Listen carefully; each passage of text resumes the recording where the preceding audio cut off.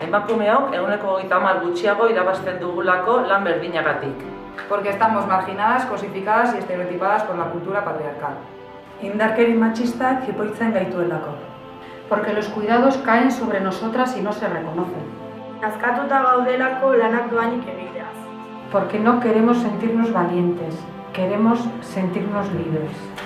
Hezkuntza, publiko, laiko eta feminista nahi dugulako. Para que los cuidados se repartan de forma equitativa.